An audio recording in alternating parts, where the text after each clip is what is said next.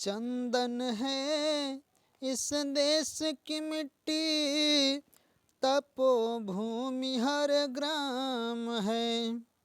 हर बाला देवी की प्रतिमा, बच्चा बच्चा राम है।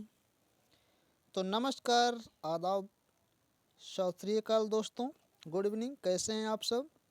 उम्मीद करता हूं कि बहुत अच्छे होंगे। तो हमारा भारत देश इतना प्यारा है कि इस देश की हर जगह की मिट्टी चंदन के समान है, जो मत्थे पर लगाई जाती है, और हर बालाएं देवी की प्रतिमा है यहाँ पर, और सभी बच्चे राम के समान होते हैं।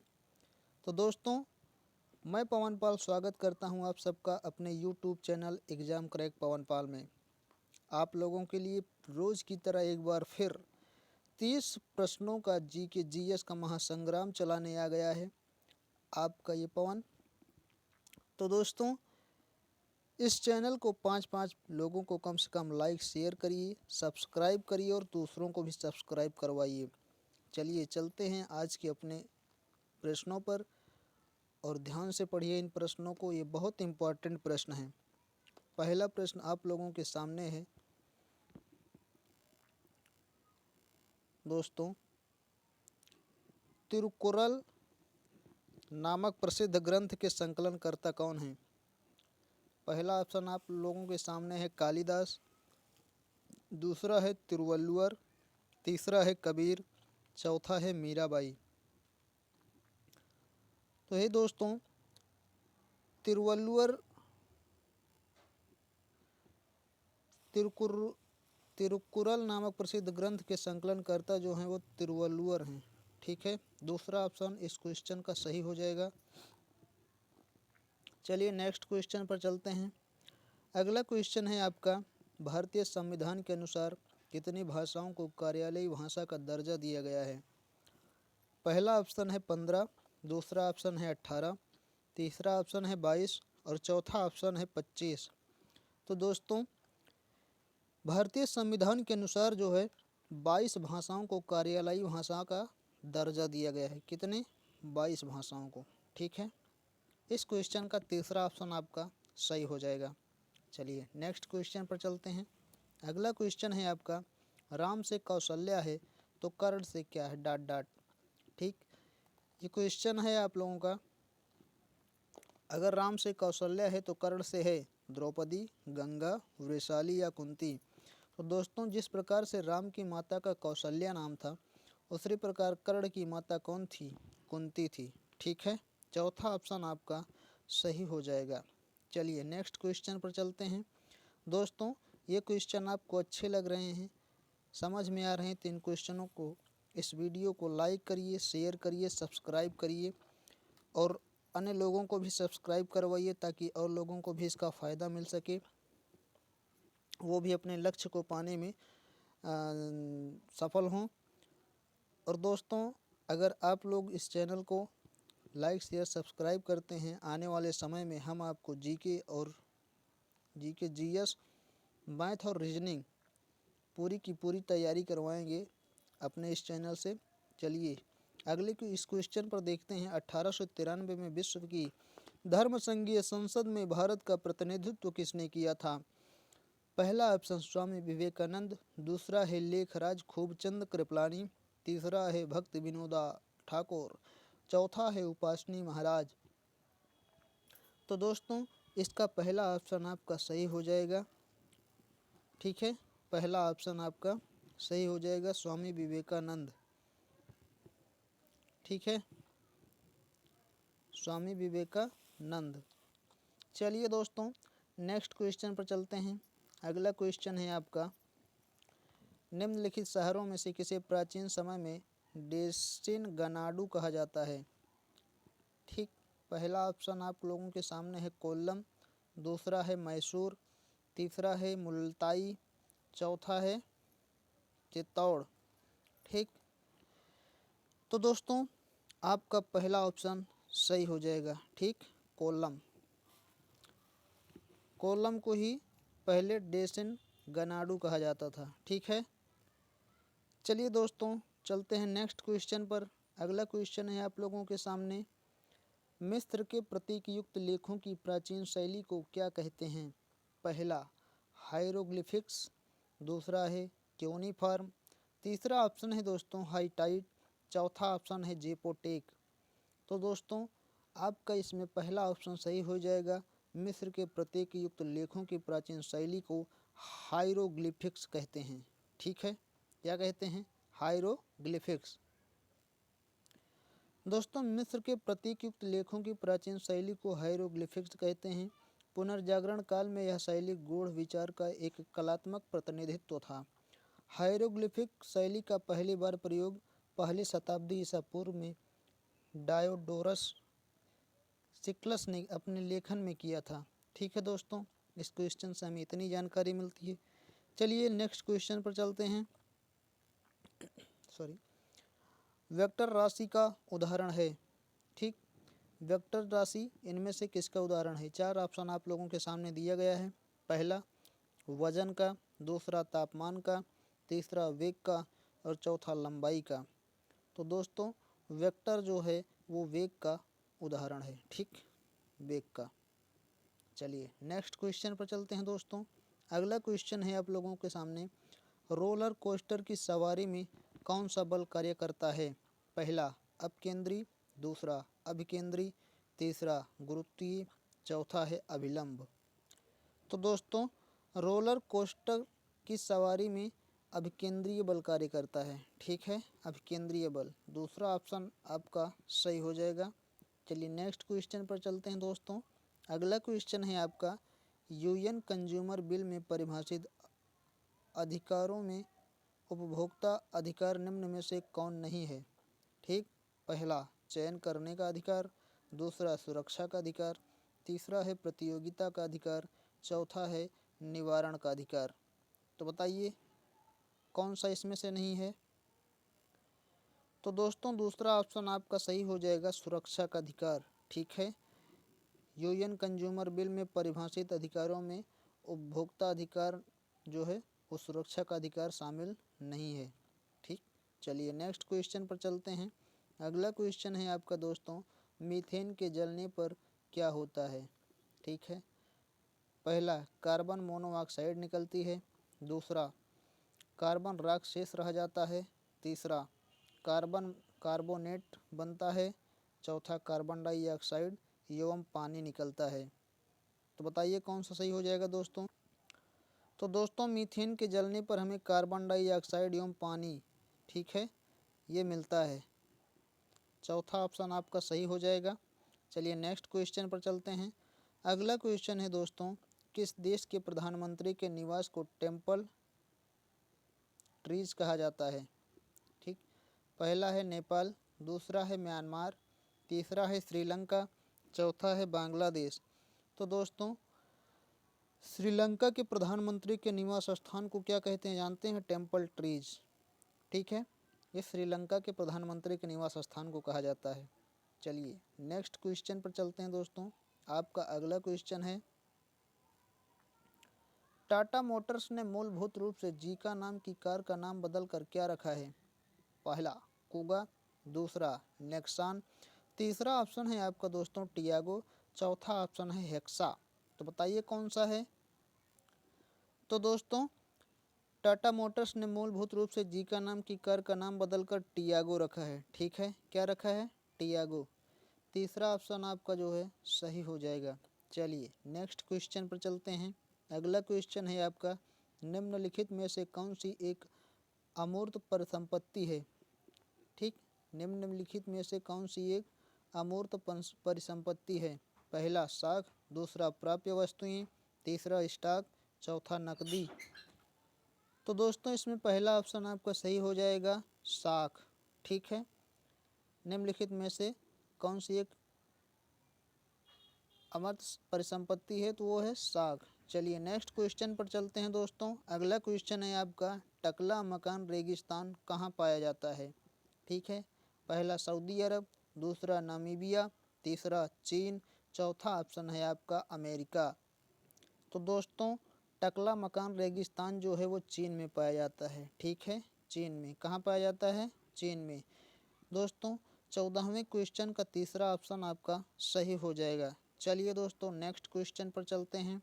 अगला क्वेश्चन है आपका आसुत जल यानी कि डिस्टिल्ड वाटर में मछली क्यों जीवित नहीं रह सकती है? पहला, उससे सांस नहीं ले सकती। दूसरा है परासरण यानी कि ओस्मोसिस मछली के शरीर के तरल पदार्थों को पतला कर देता है। तीसरा, इसमें ऑक्सीजन नहीं होती। चौथा है इसमें भोजन नहीं होता। तो दोस्तों आपका दूसरा ऑप्शन सही हो जाएगा। ठीक है, परासरण यानी कि ओस्मोसिस मछली के शरीर के तरल पदार्थों को क्या कर देता है? पतला कर देता है। ठीक है, इसलिए मछली डिस्टिल्ड वाटर में जीवित नहीं रह सकती है। चलिए नेक्स्ट क्वेश्चन पर चलते हैं। अगला क्वेश्चन है दोस्तों कैबिनेट मिशन, जिसने 1946 में कैबिनेट मिशन योजना तैयार किया था, इसमें निम्नलिखित गणमान्य व्यक्तियों में से कौन शामिल थे? पहला, मोहम्मद अली जिन्ना। दूसरा, सर पैथिक लॉरेंस। तीसरा है क्लेमेंट कंट्री। चौथा है लॉर्ड माउंटबेटन। तो इसका दूसरा ऑप्शन आपका सही हो जाएगा दोस्तों, सर पैथिक लॉरेंस। ठीक है, सर पैथिक लॉरेंस।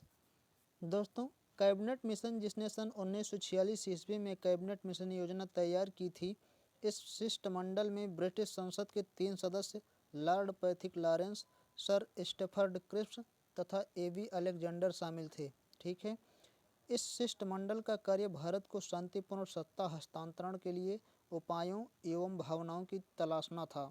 ठीक है, इस क्वेश्चन से हमें इतनी जानकारी मिली। चलिए नेक्स्ट क्वेश्चन पर चलते हैं। अगला क्वेश्चन है दोस्तों लासा यानी कि म्यूसिलेज को पानी के साथ मिश्रित करने पर उसे किस रूप में इस्तेमाल किया जा सकता है? पहला, टूथपेस्ट। दूसरा, कीटरोधक। तीसरा ऑप्शन है गोंद। चौथा ऑप्शन है च्युइंगम। तो दोस्तों इसका आपका तीसरा ऑप्शन सही हो जाएगा। ठीक है, कौन सा ऑप्शन? तीसरा ऑप्शन। ठीक है, इसे गोंद के रूप में इस्तेमाल किया जा सकता है। चलिए नेक्स्ट क्वेश्चन पर चलते हैं। अगला क्वेश्चन है राकेश शर्मा जिस अंतरिक्ष यान से यात्रा की थी उसका नाम क्या था? पहला, सोयूज T-11।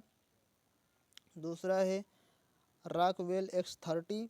तीसरा है स्पाइरल POS। चौथा है मरकरी एटलस। तो दोस्तों राकेश शर्मा भारत के पहले अंतरिक्ष यात्री थे जो 8 दिन तक अंतरिक्ष में रहे। 2 अप्रैल 1984 को भारतीय अंतरिक्ष अनुसंधान संगठन इसरो और सोवियत संघ के इंटरकॉस्मोस के संयुक्त अंतरिक्ष अभियान के तहत राकेश शर्मा ने सोयूज T-11 अंतरिक्ष यान से अंतरिक्ष यात्रा की थी। ठीक है, इसका कौन सा ऑप्शन सही हो जाएगा? पहला ऑप्शन। ठीक, सोयूज T-11। चलिए दोस्तों नेक्स्ट क्वेश्चन पर चलते हैं। अगला क्वेश्चन है आपका निम्नलिखित में से किसका अर्थ टायरंट लिजार्ड किंग है? ठीक है, इनमें से किसका अर्थ टायरंट लिजार्ड किंग है? पहला, प्रोटोसेराटॉप्स। दूसरा है टायरेनोसारस रेक्स। तीसरा है डिप्लोडॉक्स। चौथा है काम्पोसोग्नाथस। तो दोस्तों इस क्वेश्चन का आपका दूसरा ऑप्शन सही हो जाएगा। ठीक है, टायरेनोसारस रेक्स। ठीक,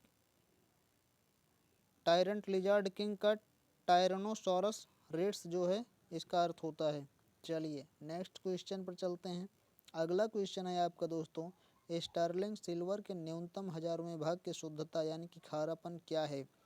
पहला ऑप्शन 916। दूसरा है 925। तीसरा ऑप्शन है आपका 935। चौथा ऑप्शन है 950। बताइए कौन सा सही हो जाएगा दोस्तों? तो दोस्तों इसका दूसरा ऑप्शन आपका सही हो जाएगा। ठीक है, कितना? 925। स्टर्लिंग सिल्वर के न्यूनतम हजारवें भाग की शुद्धता जो होती है वो 925 होती है। चलिए नेक्स्ट क्वेश्चन पर चलते हैं। अगला क्वेश्चन है सूर्य के फोटोस्फीयर में उत्पन्न होने वाली ऊर्जा को संक्षिप्त विस्फोटों को क्या कहते हैं? पहला ऑप्शन है सौर ऊर्जा। दूसरा है सौर प्रज्वाल। तीसरा है सूर्य का धब्बा। चौथा है सौर वायु।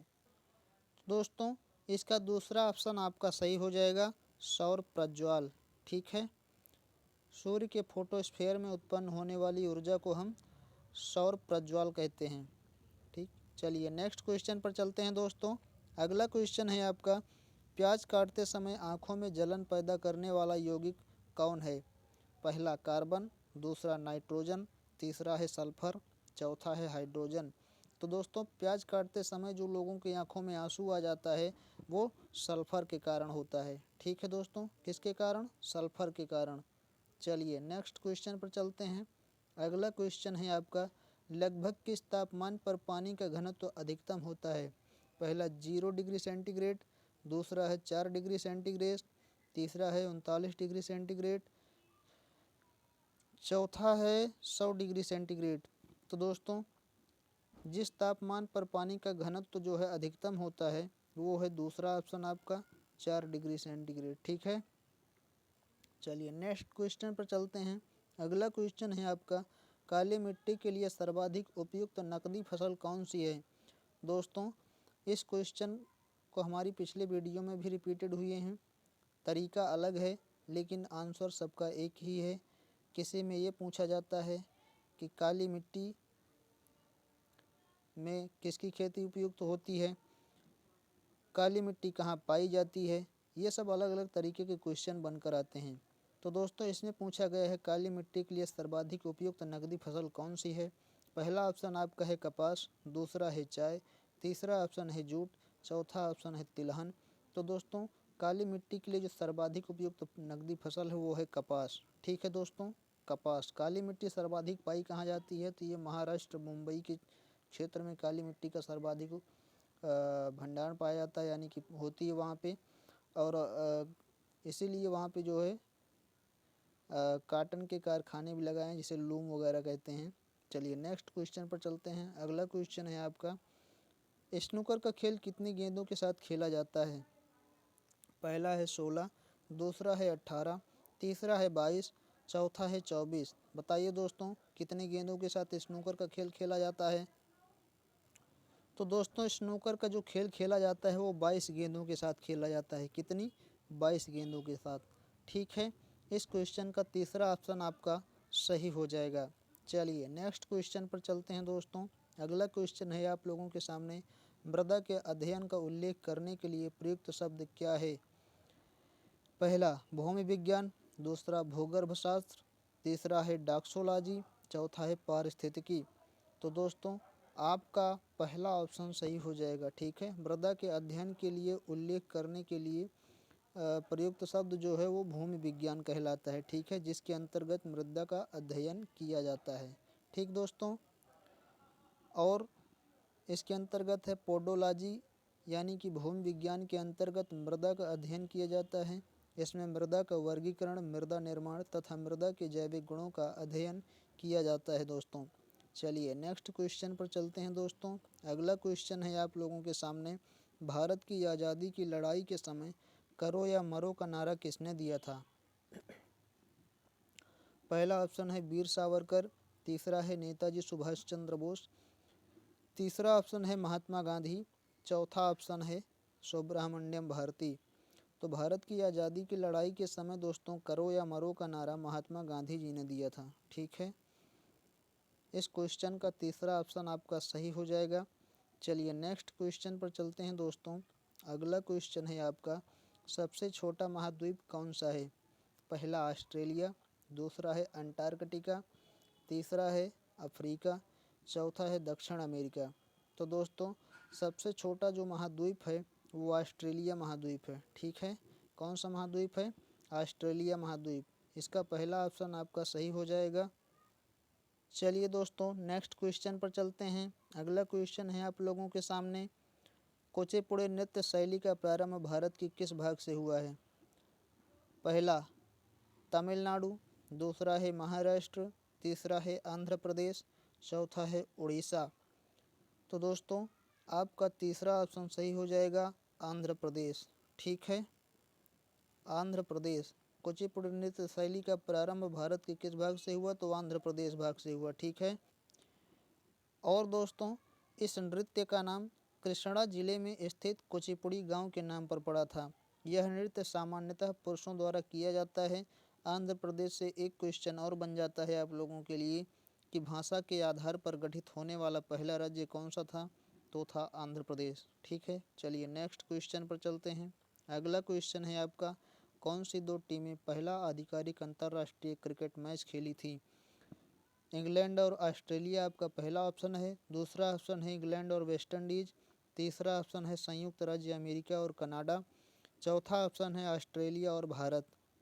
तो दोस्तों आपका तीसरा ऑप्शन सही हो जाएगा, संयुक्त राज्य अमेरिका और कनाडा। ठीक है, ये दो टीमें जो हैं पहला आधिकारिक अंतर्राष्ट्रीय क्रिकेट मैच खेली थीं। तो दोस्तों ये रहे हमारे आज के क्वेश्चन। कैसे लगे आपको कमेंट करके ज़रूर बताइएगा, और हमारे इस चैनल को लाइक शेयर और सब्सक्राइब कीजिए दोस्तों। ठीक है, लाइक शेयर और सब्सक्राइब कीजिए, आप भी सब्सक्राइब करिए और लोगों को सब्सक्राइब करवाइए। कम से कम 5 लोगों को, 5-5 लोगों को एक लोग सब्सक्राइब करवाइए।